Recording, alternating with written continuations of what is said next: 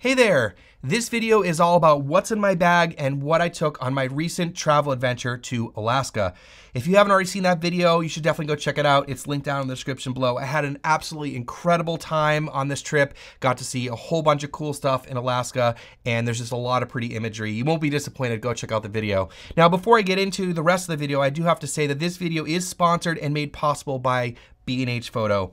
They've been a huge supporter of the channel, and they allow me to do stuff like make videos like this, but also go on crazy adventures and share those all with you. So there are affiliate links in the description below for all the gear that I'm gonna talk about that I took on my trip, but also all the gear that I use on a regular basis. Like I said, they've been so supportive of the channel, and I would really appreciate it if you would go check out the links down in the description if you have to pick anything up, or you just wanna check out what I had in the bag or what I use on a regular basis, and show them some support as well. Thank you again so much for B&H for making this video possible. Now, this is the backpack that I chose to bring. This is the Peter McKinnon 25-liter nomadic backpack. And I was very hesitant to pick up this bag for a long time because I saw like every YouTuber and everyone use this. But the more that I talk to friends and people that own the bag, there's a reason why a lot of people own the bag, is because it just works really well. Now this, like I said, is a 25-liter bag, and I was looking to make this my personal item here in the United States on the flight. So I was able to take a carry-on bag, and this fit under the seat in front of me. So usually my favorite bag that I like to use is the Companion Element 30-liter backpack. I've made a video about this, and I'll leave that video linked down below. Love this bag, love the roll top. I use this when I go hiking or do things locally. Love this bag, but it's a little bit too big for when I'm doing airline travel and I'm trying to get it to fit under the seat. I have shoved it under the seat before, but I think it's kind of pushing it. This bag fits really well under the seat, and it just looks more minimal with less straps and stuff, and I had no problem using this as a personal item. So let's get into the bag, and I'll show you why I chose the bag and all the stuff that I brought. So this video is not going to be a full review of this backpack, but I do want to mention a couple reasons why I decided to go with this bag and why I think it works so well for this kind of situation. When I was looking at 25-liter bags from other companies and also in other sizes, brands like Shimoda, love their products. They make great stuff. Brands like Wandered and some other ones. A lot of these companies, they put little camera cubes inside their bags, and those are great for organization if you're constantly having to pull cubes out or use them for other things. They add extra protection because you have another layer of protection all the way around your camera gear. But for me personally, I don't like that because I want to get the maximum space inside my bag, because those cubes take up volume in every single direction. So for me to get the most stuff in here and keep the bag as small as possible, I like that. So I just bought the nomadic bag with the divider kit. I didn't buy any of the camera cubes for the reasons I just mentioned before. And what's really awesome about this is that it's deep enough to put a mirrorless camera in vertically. And I know a lot of times when I'm watching bag reviews, I see people do this and then the camera sticks up higher and then they close the bag and then they don't really talk about how it's pushing against all the other stuff in their bag or their laptop or whatever. So this one fits really well. And this, with the divider kit, allowed me to have the maximum storage. So anyways, that's why I decided to go with this bag. Let's talk about what's in the bag. First of which is the camera choice. And this is the fairly new Canon R5 Mark II. Love this camera. I talked about this in the video, and there will be future content about this camera. Now, I decided to only bring 2 lenses for a few different reasons. Now, when I travel, I don't like to bring a ton of gear because I just don't want to bring a lot of stuff, but also I have paralysis by analysis, and so I want to have fewer options. Now, depending on what I'm doing, I've traveled with just primes before, and in this trip, I knew I was going to be doing wildlife and landscapes. So a big part of the decision-making process was, of course, that I had to bring my Canon RF 100-500. I absolutely love this lens. I've talked about this a lot on this channel.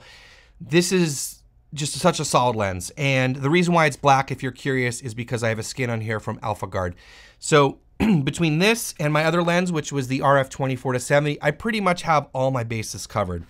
The nice thing, like I said, about this bag is that the mirrorless camera fits vertically very comfortably, and it doesn't take up that much space, because if it's horizontal, it takes up a lot more space. Also, the 100-500 here fits in here really nicely with the tripod foot on there. So in addition to the Canon R5 Mark II and these 2 lenses, I have a lot of other stuff in here that you're probably interested to see. I also bought a DJI Pocket 3, which I'll show you in a little bit. But this is the first thing I want to show you. This is the Canon RF 1.4 times teleconverter. Now, this is something that I often bring with me when I'm traveling or hiking, and I have the 100 to 500 with me.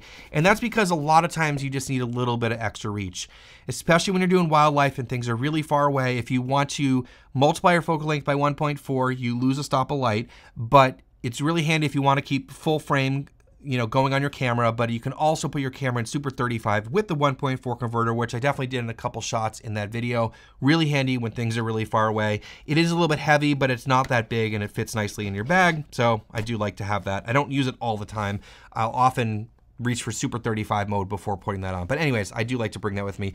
Next thing is a V-mount battery. Now, this may not make sense because I don't have any other V-mount accessories, but I use this as a battery bank, and I have a whole bunch of these. They're great because they charge quickly, they have a good amount of capacity, they have USB-A and USB-C. I can charge cameras, phones, computers, any of that kind of stuff. And I definitely bring one of these when I travel with my kids because they're always needing to charge their phone or their tablet or whatever. So I could probably get one that's a little bit smaller, but I have a bunch of these, so I always throw this in my bag, especially if you're somewhere, like if you're on the plane and you need to charge a couple things at once. You always have that option in an emergency, so it's a nice thing to have in your bag, and it's about a pound or so, but it's definitely worth it. Next, we have the Canon battery charger for the LPE6 batteries. Now, the reason I brought this was because a lot of times at night, I want to be able to charge 2 batteries at once. So I could charge one in here and one in the camera with USB-C. Not very heavy, so I did throw that in my bag. This is the power brick I've been using for the last several trips I've gone on. It's really nice. It's 100 watts. And it has 3 USB-Cs and 1 USB-A.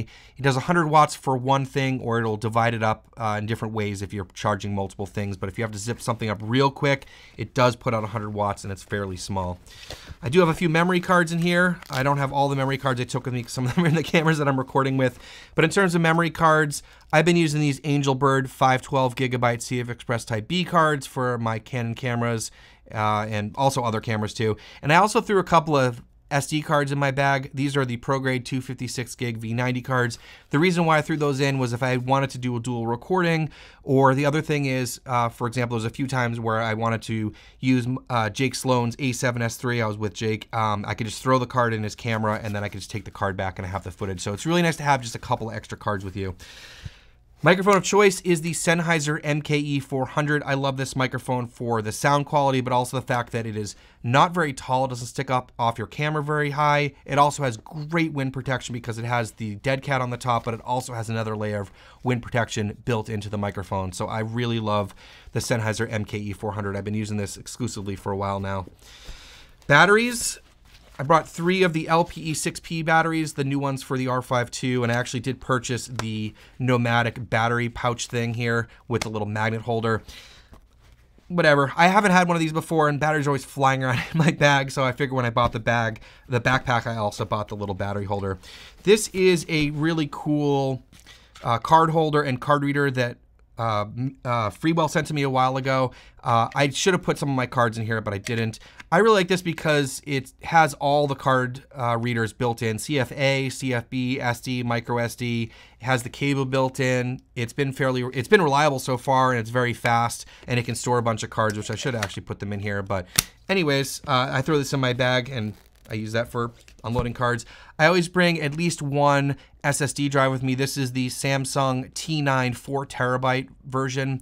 Really handy for dumping footage off your cards. I'll often put footage on my computer and on the card, and also it's really easy if you're with someone else, they can plug this in their computer and dump footage onto your drive for you to take with you. I also had to do some editing on the plane, so I had client projects on here. Just a lot of great storage. I really like the sort of ruggedness of this. So at least one SSD drive is really handy to have in your bag. Here are my filters. I did recently pick up this Nisi filter case. It's nice and solid and has a really strong zipper, so I like that. I don't really use a lot of filters, but I always have ND filters, and most of you know that my favorite ND filter is the Nisi True Color 1 to 5 stop variable ND filter. I actually have this in 2 different sizes. This is the 77 millimeter, which fits on the 100 to 500, and I also have the 82 millimeter one right here, which fits on the 24 to 70. In addition to that, I did bring a circular polarizer. I don't often bring CPLs with me. This one is, I think for a moment, I bought this a long time ago. I don't use them very often, but I had a feeling I might be on some water and I might want a shot where I could knock down the reflections, and I did that. there was a shot on the lake, and it was super clear water. I wanted to knock the reflections off the surface of the water, so I did use the CPL for that shot. Up here, I have a couple of little things. We have some microfiber cleaning cloths and hair tag, my small rig multi-tool, which I absolutely love. I also have the caps and for my camera, both the lens cap and the body cap. In addition to that, I also have some in-ear monitors. I always keep these in my bag for several reasons. If you ever need to monitor audio or you need to do some editing or something like that, having a set of wired headphones is really handy, and they don't take up a lot of space. These are from Sennheiser. I use these for all sorts of stuff, but I always have these in my bag, you know, on a gig or when I'm traveling or anything like that. So that's the main compartments here. Up in the top section here, I have a couple more items. First of which, of course, a rocket blower. You need to have one of those. I also have a pouch with a whole bunch of cables. They're all just kind of in here, and I also have an extra power brick. Now, it's really handy to have cables for everything. And what I noticed on my recent flights on the planes was that sometimes they have AC outlets, but a lot of times they're so worn out that if you put a brick in there, they just fall out. But what I saw was there was a lot of USB-A plugs. They weren't super powerful, but I made sure to bring a few USB-A cables, a USB-A to USB-C, and a USB-A to Lightning, so I could charge my phone, computer, whatever you wanted. It didn't have a lot of power, but it was able to like sort of maintain charge or maybe just increase the charge slightly over the course of the whole flight. So a whole bunch of cables in there. In addition to that, I think one of the biggest things I brought with me, which if you're interested about this, I'll have to probably make some videos. I've been using my DJI Pocket 3 more and more. There's a lot of footage in that video with this camera, and I just absolutely love it. I just bought the basic kit, so I don't even have ND filters or anything. I'm just rocking it kind of as is, and got some great footage with it. So I really, really like this camera. It's really powerful. I am rocking the DJI Mic 2. I do have the full set, but I often don't wind up using these connected to a mirrorless camera. So I just have one in here just to attach to the Pocket 3. Great camera. Very, it's been hyped up, but it's been worth all the hype. I also have a pair of headphones in here. These are actually my wife's Beats headphones. Mine are like, my other headphones are struggling, so I grabbed hers. They were fine, noise cancellation, and using those for listen to music, editing video, that kind of stuff. And then, of course, AirPods in this little pocket up here. Also kept snacks, glasses, stuff like that up in the top section here. So that is pretty much it when it comes to the bag. All right, so let me close up this bag and talk about a couple of other things. First of which is the laptop. This does have a nice laptop compartment here on the side. I wish it opened from the top so you could pull it out easier when the bag is under the seat in front of you, but it does work pretty well. For a laptop, I have the 14-inch M3 Max MacBook Pro. Sorry, hard to get all the specs right. I picked this up somewhat recently. Absolutely crushes all the editing I ever have to throw at it. It is super powerful. I really love this machine, and the screen is really, really accurate and really nice to look at. And this fits really well with my workflow in addition to my M1 Max Mac Studio that I use all the time. So I definitely brought my laptop with me. In addition to that, there are these two pockets on the sides that open up. One of which I usually keep a water bottle in there. I really like this water bottle. It was not very expensive, fits nicely in there. And on the other side, I would throw my tripod in there. Now, for tripods, this has been my go-to travel tripod for a while now. This is the Coman Zero F38 tripod. I really love this because it's a really good balance of size and weight and sturdiness and functionality. I really do like it, and for the money, I think it's fantastic. So this is the one I've been using. I have a lot of different travel tripods, but this one seems to come with me. Now, when I am traveling, I don't leave this in the side because it would be really awkward and probably not fit under the seat with the water bottle and the tripod, and this kind of would start to not look like a personal item anymore. So I usually do throw this in my carry-on suitcase and sacrifice a little bit of clothing, and then when I get somewhere I can pull that out and have a little more flexibility. I can leave it on the bag, throw it in the car, that sort of stuff.